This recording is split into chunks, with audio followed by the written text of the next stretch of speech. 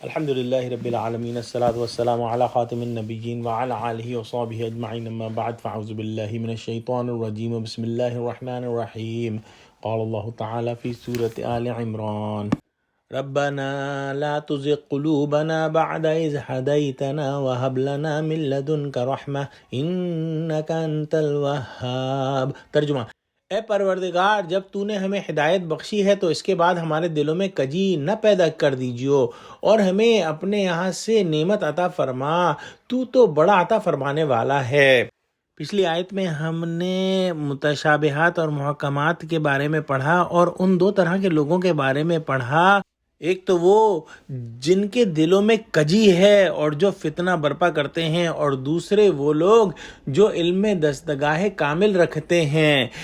ایک بات غور کرنے کے قابل ہے کہ جن لوگوں کے دلوں میں کجی ہے وہ کس قدر بد نصیب ہیں کہ اللہ سبحانہ وتعالیٰ کی کتاب کھولتے ہیں، اس کو پڑھتے ہیں، اس کو سمجھتے بھی ہیں، اور اس میں سے جو ہے وہ غلط سمت میں نکل جاتے ہیں، جس کام کا حکم نہیں کیا گیا ہے اس کام کے اندر پڑ جاتے ہیں، اور قرآن سے فتنے جو ہے وہ نکالتے ہیں۔ اور ہم اس طرح کے لوگوں کو دیکھتے ہیں کہ مختلف اپنی جو ہے ذاتی رائے جو ان کی ہے اس کو ثابت کرنے کے لیے قرآن کے اندر سے جو ہے وہ تعویلات نکالتے ہیں۔ کس قدر بد نصیب لوگ ہیں یہ، جبکہ دوسرے لوگ جن کو اللہ سبحانہ وتعالیٰ نے اولو الالباب کہا ہے، عقل مند کہا ہے، وہ تمام آیتوں پر ایمان رکھتے ہیں اور اپنی توجہ خاص طور پر محکمات پر مرکوز رکھتے ہیں۔ اس آیت میں جو آج ہم نے پڑھی، ایسے ہی خوش نصیبوں کی دعا اللہ سبحانہ وتعالیٰ نے نقل فرمائی ہے کہ اے پروردگار، جب تو نے ہمیں ہدایت بخشی ہے تو اس کے بعد ہمارے دلوں میں کجی نہ پیدا کر دیجیو۔ ہم قرآن کھول رہے ہیں، قرآن پڑھ رہے ہیں، قرآن سمجھنا چاہ رہے ہیں، اس سے ہمیں ہدایت ہی دیجو اور شیطانی وسوسوں کو ہمارے دلوں سے دور رکھیو اور ہم کو نعمت عطا فرما، بے شک تو بڑا نعمت عطا کرنے والا ہے۔ اللہ سبحانہ وتعالیٰ سے یہ دعا کر رہے ہیں کہ دلوں میں کجی اور ٹیڑھا پن پیدا نہ ہو۔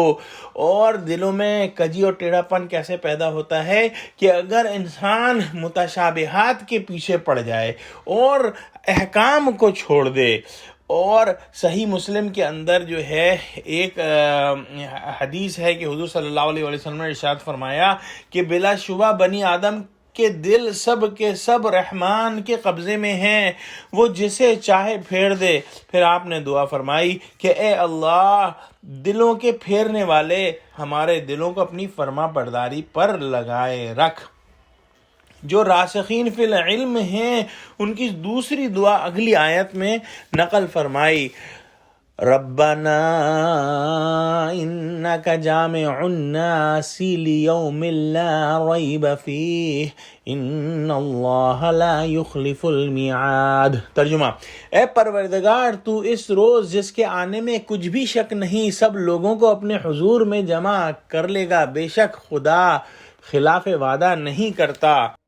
راسخین فی العلم کی دوسری یہ دعا نقل فرمائی گئی کہ اے ہمارے رب، آپ سب لوگوں کو ایسے دن میں جمع فرمائیں گے جس میں کوئی شک نہیں ہے، آپ نے اس کا وعدہ فرمایا ہے جو سچا وعدہ ہے، قیامت کا دن ضرور آئے گا اور تمام لوگ اس میں حاضر ہوں گے۔